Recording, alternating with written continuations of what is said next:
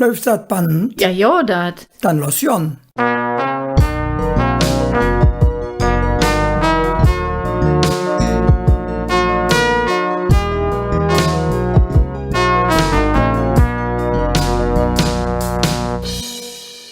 Dag Hermann. Dag Caroline. Dag Lev Lükscher zu Hus und unterwegs. Schön, dass er da sieht. Ja, Lev Lükscher, jetzt ist der November vorbei. Es ist kalt draußen, es wird früh düster und spät wieder hell und es ist ein schwieriger Zick. Und was man da besonders brauchen kann, ist einer, der Mut mit. Und ich mein, was man da richtig brauchen könnte, so für das Hetz, das ist schön Musik. Und deshalb bin ich ganz happy, seht mal ob Jodkölsch, sind mir ganz happy, dass man heute besuchen kann. Herzlich willkommen, Philipp Oebel. Für die der, was ich mir kaum vorstellen kann, noch nicht kenne, kann der Philipp sich jetzt ein bisschen vorstellen. Ja, mein Name ist Philipp Oebel und wenn du in Köln Oebel heißt, dann weißt du he und da und eigentlich immer weißt du dann gefragt, sag, kündet Sinn, dass du mit der Bäckerei Oebel irgendwie verwandt bist. Und die Antwort, die lautet immer noch, ja, das, aber ich bin nicht schuld, dass die pleite gegangen sind, das war ich nicht. Du warst halt früher nicht mehr im Geschäft. Ganz genau. Der Urgroßvater, der war da irgendwie mit dran, aber ist halt lang her. Aber jetzt ist die Brüdscher woanders verdienen. Ist das eigentlich wahr, dass du der einzige Kretschje-Sänger bist, der davon leben kann, dass er nix wie Kretschje singt? Ja, soweit ich weiß, bin ich der Einzige, der nichts anderes tät. Also ich tue nicht für andere Leute produziere oder Lieder schreibe oder Sachen mache oder habe einen anderen Job. Nee, Kretschje singen das ist mein Beruf. Ich weiß nicht, ob die meisten wissen, was Kretschje sind. Vielleicht ist dazu ein bisschen jetzt erzählen. Ja, das ist interessant, wenn du da zum Beispiel beim Vrede Rundlure-Days da steht dran, Kretschje, das ist die Kopfbedeckung der Kölner Stadtsoldaten. Oder war das woanders? Ich meine, das war bei Stünd da auch dran.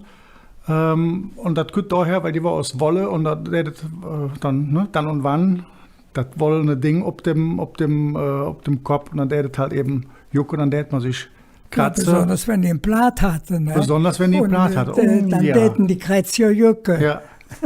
Im übertragenen Sinne ist das Kretschje, es ist ein Streich, es ist ein Streich, den man jemand anderem spielt und dann tät man darüber verzelle und dann, wenn der besonders gut gelungen ist, dann tun auch andere Leute darüber verzelle, wie wann sie es selbst erlebt hätten. Und dann kann man noch ein bisschen Musik drunter legen und dann wird aus dem gesprochenen Kretschje ein gesungenes Kretschje. Und dann jedes natürlich für die Puristen unter uns jedes die Paradekretschje, ne? Die werden so ganz sparsam instrumentiert und werden so ganz langsam gesungen und am Ende von jeder vierten Zeile kommt dann die Pointe, das ist dann das Paradekretzchen. Da gibt es ja heute noch den einen und die anderen, die das wunderbar auf der Bühne präsentieren. Hast du so ein Paradekretzje parat? Nee. Oh. Aber du hast Musik mitgebracht, das könnt ihr jetzt nicht sehen, aber ich sehe genau, dass der Philipp sing Gitter in der Hänge hat. Ja, ich könnte gerade mit einem Liedchen anfangen. Wir sitzen ja jetzt nur zu viert hier, darum ist das von der Wahrscheinlichkeit her unwahrscheinlich. Aber ich frage jetzt, hätte zufällig jetzt gerade von euch einer Geburtstag? Nee. Aber es sind bestimmt genug Lücken, die in Köln heute Geburtstag haben. Ja, das stimmt, aber hier ist jetzt keiner. Und wenn jetzt einer von euch Geburtstag gehabt hätte, dann hätte ich dem oder der ein Liedchen gesungen. Wo aber jetzt hier keiner Geburtstag hat, bringe ich das Liedchen, dann heißt das nicht der Hermann hat Geburtstag oder Caro hat Geburtstag, sondern das heißt, keiner hat Geburtstag. Bitteschön.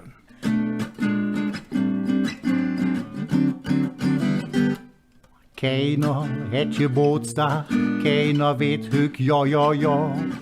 Es ist auch keiner gekommen, um einen anderen zu feiern, ja, das ist doch klar. Keiner hat Geburtstag, Familie und Freunde, ja, die blieben zu Hus. Jedoch kein Geschenke, keine Kuchen, keiner blößt die Käse aus. Kölsche Mädchen können Bütze, Jung, das ist eine wahre Stadt. So ein Bützchen von einem Nützchen, Jung, das schmeckt wie Apfeltat. Kölsche Mädchen können Bütze und die können noch jet mi. So ein Bützchen von einem Nützchen, Jung, das vergisst du nie. Schade, schon vorbei. Ja, also wenn ich so sehe, wie du den Finger auf deine Siege Robben raffion und die rechte Hand, die muss jetzt ganz anders und wie die linke, ich kann so jetzt nicht, aber ich sind so unhöre vor allen Dingen so jetzt erschien. Das hast du allerdings prima hinkriegen. Dankeschön. Hast du die Musik dazu erfunden oder wer hat die erfunden? Ich kenne das mit einer anderen Melodie. Also Kölsche Mädchen können Bütz ist ein Text vom Ostermannswil mit einer anderen Melodie, richtig. Und das, was ich gerade gesungen habe, das ist vom Jobim, heißt der Mann. Das ist eine Bossa Nova-Kompositeur aus Brasilien. Hui. Ja. Ja, das war schön, kein Geburtstagslied. Das bringt ja die Frage ab. Du spielst ja nicht nur für Geburtstag. Wo spielst du dann? Was für Gelegenheiten jedes? Also in den letzten Jahren habe ich so an die 100, manchmal ein paar weniger Auftritte pro Jahr. Und das meiste sind Geburtstagsveranstaltungen. Ne? Der Jüngste war 30 Jahre. Der Jüngste der war 30. 40 und 50, da jedes mehr davon. 60, jede Menge. 70, Halleluja. Und dann 80, da wird es ein bisschen weniger. 90 noch weniger und 100 hatte ich jetzt einer. Immerhin, das ist halt jetzt. Das war auch sehr Hätte schön. das dann noch mitkriegen? Das hätte sie Jod mitkriegen. Er war die zwei Brüder von ihr. Der eine, der war die ganze Zeit am Schlafen. Der hat irgendwie Kuchenkoma. Der war irgendwie ein bisschen mört. Das macht für einen Akteur richtig Spaß, wenn da einer im Publikum am Schlafen ist. Ne? Ja, ich besser weiß, als- wovon du sprichst. Besser, als wenn er am Krakele ist. Also wir arbeiten dran. Der Hermann ist jetzt 92, noch 8 Jahre, dann bist du wieder um 100. eingeladen, Ich ne? freue mich drauf. Aber du bist auch im Fastelovend, ne? Ich bin auch im Fastelovend. Und zwar zieht er mich beim Festkomitee ungefähr vor 10 Jahren vorgestellt haben. Und da habe ich ein Liedchen gesungen, das habe ich dabei, wenn ich das hier gerade bringen darf. Ja, ja, Und zwar habe ich mir überlegt, ich bin eine Kölsche Jung, das ist ja so eine Kölsche Hymne ist das ja, ne?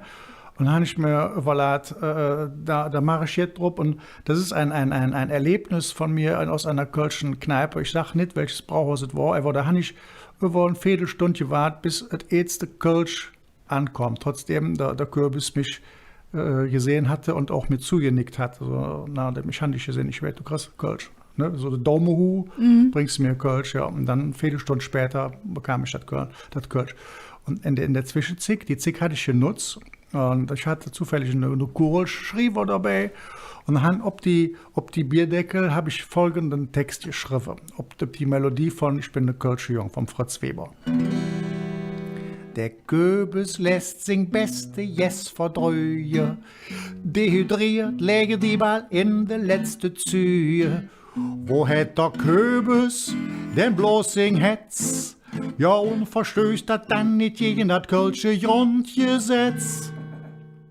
Wie oft han in der Wirtschaft ich gesesse, halber Hahn und Tata häbsche gejesse. Mit Schwarzbrot, Öllig, Pfeffer und viel Salz. Dann flöckt 2 Notfallbiersche für der Hals. Ja, ich bin eine Kölsche Jung, bin viel am Schwade. Güt mir jetzt in der Sinn, dat muss raus, ich kann nicht wade. Und weißt du wat, ich bin doch ganz genau wie du.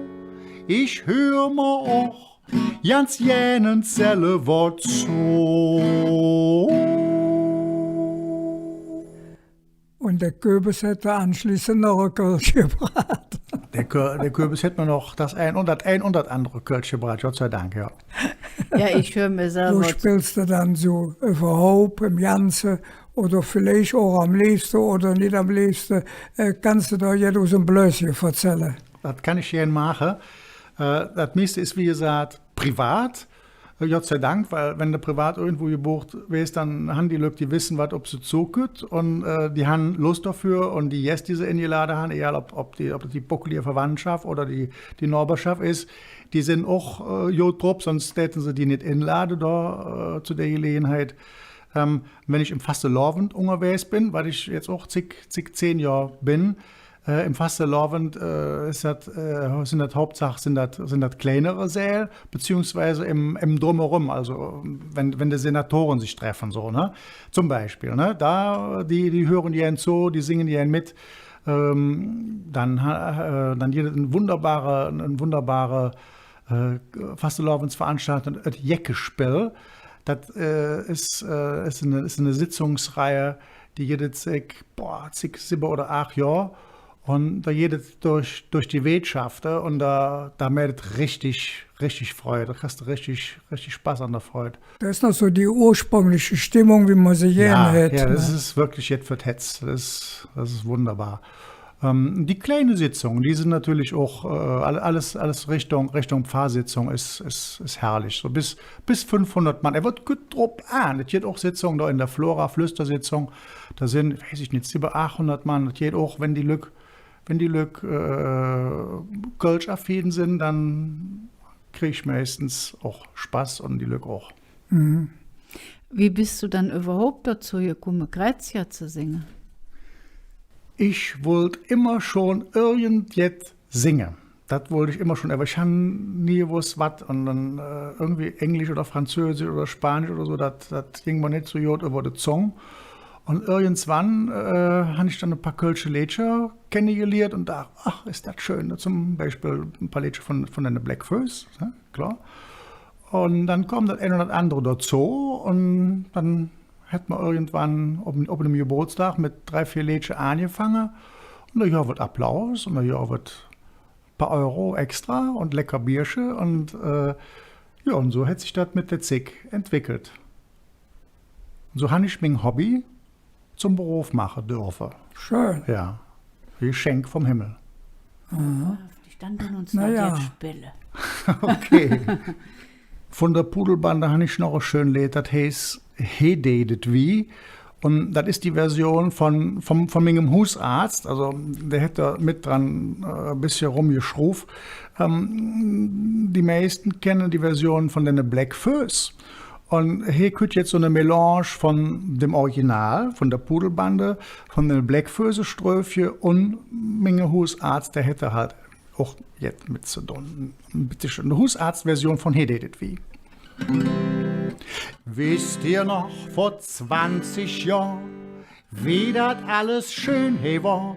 Ja, man date, singe, tanze, lache und noch ganz viel andere Sachen mache. He datet wie und da datet wie, alles was schön war, das soll man nicht mi. He datet wie und da datet wie, alles was jodet, das darf man nicht mi. Seht der Hausarzt, 1. Mai, man war jung. Ich mein, irgendwann Erinnerung, die Poste javen sich de Ports in der Hand und sind mit uns Minimum einmal in der Woche zum Tanzen gerannt. He datet wie und da datet wie, alles was schön war, das darf man nicht mi.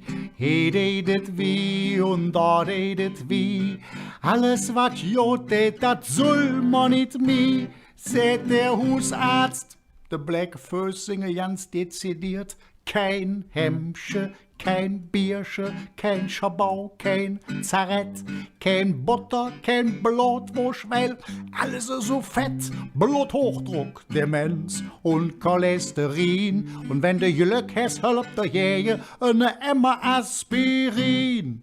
He datet wie und da datet wie, alles was schön war, das darf man nicht mi. He datet wie und da datet wie, alles was jodet, das soll man nicht mi. Seht der Hausarzt, Und was sagen mir dem Hausarzt? Ma sagen dem Hausarzt, wie es ist. Mir dunnet ever doch, ma dunnet ever doch, ja, ma dunnet ever doch.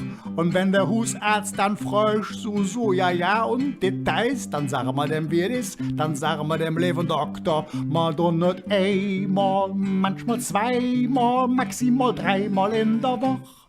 Dummeret doch. Sehr schön. Schön. Ich finde das doch so interessant, wie du die bekannte Lieder mit der E-Version zusammengebracht hast. Dann ist das ja erg aktuell, ne? Ja, dann kann man sagen, er hat ein neues Lied daraus. Ein schön neues Lied. Ja, das. Aber die alle Lieder hast du auch dabei, ne? Hast du auch da du die Jüt mitgebracht? Wenn ich das Liedchen am Dude Jüt singe, dann erkläre ich vorher immer, dass das Lokal ja nicht am Dude Jüt hieß, was da besungen wird, sondern dass das in Wirklichkeit hieß zum alten Zollhaus. Weil es aber gegenüber eines ehemaligen jüdischen Friedhofs gelegen war, hieß es im Volksmund am Dude Jüt. Bitteschön. Will ma lachen, sich vermachen, muss nom Dude mojan. Wo se walzer Tempo danze, wo die Löjas hättet Janze, wo mit Schlöpscher, Polka-Köpscher sich bewegt, de Noblesse, ja wo präzis fast jeden Sonntag, unter anderem Stammgast ist et Chef was nettet Schruppezillige, et Lippenbilder, ganz gewöhnliche Kadelje, et Seifeklör im Sonntagsstaat, alles war vom Tiezellegenat, et Schmitzeplünn im Fußfrei Röcksche, et Fussi Schulche mit der lila Söcksche und net just Stähne kränk, meistendeels der Dreitritt schwenkt. So zu schwäve, dat is a Leve für die Stollwerks Ott Volley. Keinen Danz wird überschlare, viel Geschweiß, ever nix im Mare, schläft der Lappe, nur berappe, oh so sis am Dude Jüt, trotzdem Sinn wie aus dem Hüsje, spielt die Musik, nimm mich mit, et Chef was nettet Schruppezillige, et Lippenbilder, tanz gewöhnliche Quadrille, et Seifeklör im Sonntagsstaat, alles war vom Tiezellegenat, et Schmitzeplünn im Fußfrei Röcksche, et Fussi Schulche mit der lila Söcksche, und et just Stähne kränk, meistendeels der Dreitritt schwenk. Immer friedlich und gemütlich, jedem Dude Jütte zu. Ever nur bis 19 Uhr, de Gemütlichkeit det Dur, denn vom Driehe ob de Ziehe sind noch Häse doll und voll und alles fängt sich an zu plöcken. Und et hätt sich mit der Wolle Chef aus net et Schruppezillige, et Lippenbilder, das gewöhnliche Quadrille, et Seifeklör im Sonntagsstaat, alles war vom Tiezellegenat, et Schmitzeplünn im Fußfrei Röcksche, et Fussi Schulche mit der lila Söcksche, und net just Stähne kränk, meistendeels der Dreitritt schwenk, ja, schwenk. Wann er jetzt richtig neugierig geworden ist, der Philipp hat auch eine eigene Homepage, philipp-öbel mit OE natürlich.de, da könnt ihr das all nachschauen und beim nächsten Mal für ein Beispiel im Senftöpfchen, wenn er da wieder auftreten in Masse dahin kommen. Lieber Philipp, am Ende haben wir noch für dich die 11 Flücke Fragen, die wir jedes Mal haben, wann besuchen. Bist du parat? Wenn es nur 11 Fragen sind, dann. Dann machen wir uns ganz höchster Anfang. Was ist für dich typisch Kölsch? Vielleicht ein Beispiel. Typisch Kölsch ist für mich die Selbstverliebtheit. Und typisch Kölsch ist für mich die Unverbindlichkeit. Und typisch Kölsch ist für mich die Genügsamkeit. Um nur 3 schöne Sachen zu sagen. Ja, und was darf man fragen, was hast du dann jen an Köln? Die nächste Frage. Nee, was finde ich schön an Köln? Also ich kenne nicht viele andere Städte auf dieser Welt. Ich habe ein paar Jahre in München gelebt und ich habe ein paar Jahre in der Diaspora in Bad Ems ausharren müssen. Das war richtig schlimm. Sonst ich kenne nur Köln, sonst kenne ich nur die Welt, kenne ich nur aus dem Urlaub und da lernst du die Welt ja nicht kennen. Aber was ich besonders schätze, ist halt, dass man quasi mit jedem zu jeder Zeit über alles sprechen kann. Also das ist einfach, wenn du nicht in Köln zu jeder Zeit überall zu Hause sind kannst, dann wo nirgends auf der Welt. Also das ist einfach, Heimat, das ist einfach, es ist sehr es ist sehr herzlich überall. Dritte Frage, Philipp. Welche Kölsche, Dud of lebendig, stellst du jenens treffen? Der Spitzens Job. Ja, und wo tätst du dich engagieren, wie das jetzt getan wird, wenn du Bürgermeister wirst? Ja, für die Ärmlück. Okay. Was ist eine von den liebsten Plätze hier in Köln? Der Wie heißt das? Der heißt nicht Gerionsplatz. Also der Platz Jerionshof. Jerionshof finde ich wunderschön. Was ist eins von den liebsten Liedchen auf Kölsch? Ach, Du hast ein ganz Komm mal. Rutsch, ich weiß es. ach, komm mal, was war das früher schön noch in Kolonien? Das ist das schönste Lied. Wenn du nicht mehr in Köln leben dürfst, wo tätst du dann hertrecken? Dann würde ich in New York leben. Oh, Was hast du Rosenmontag 2021 gemacht? weißt du das noch? Nee, das ist zu lang her, weiß ich nicht mehr. Ja, aber eben mit New York war ein Spitz Düsseldorf, ist natürlich die Antwort. Nee, kannst ja schneiden. Der ist hier, der Düsseldorf, komm, lass das. Von Düsseldorf. Da hier ist das beste Bier auf der Welt. Nee, was habe ich da gemacht? Da habe ich in der Küche für mich gesungen. Da habe ich weiß ich nicht, wie das heißt hier, via Internet habe ich da für irgendwie kleine Schmölzchen habe ich da gesungen. War schön, war auch gut. Und was wird ganz anders sein in Köln 2050? Ja, ich hoffe, dass die Radfahrer dann ganz entspannt schnell von hier nach dort kommen, aber die Fußgänger nicht kaputt fahren. Ja, ist Köln eine schöne Stadt?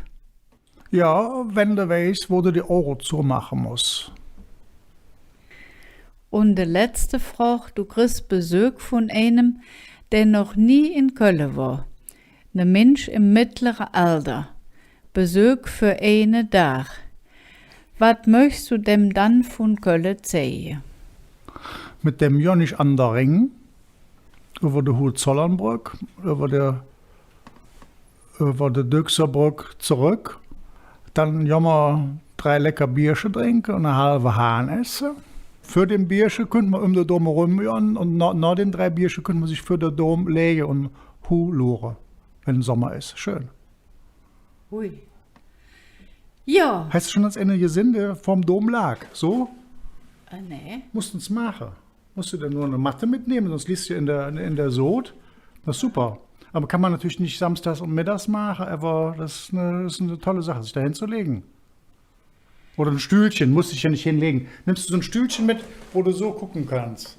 Und wenn dann, was ganz selten ist, jetzt ohne Scheiß, das ist das Beste, wenn dann Ostwind ist und du hast Wolken am Himmel, dass die so ganz langsam dahin trecken, du hast 3 Bierchen getrunken und du sitzt da in Dinger Chaiselonge und los darauf. Und dann hast du das Gefühl, der Dom kommt ganz langsam auf dich an. Wie viel Bier hast du dann da schon getrunken? 12? Ja, Lev Lükscher, jetzt hat er nicht nur dem Philipp sing schön Musik gehört, er war auch noch eine Anregung kriegen, was man so all machen kann mit 12 Bierchen oder ohne. Wir sagen nicht erst eine ganz herzliche Dank an dich, Philipp, dass du dir das Zick genommen hast und vorbeigekommen bist. Und wir wünschen euch alle noch ein Jode Zick und dass ihr in 2 Wochen wieder dabei seid. Tschö.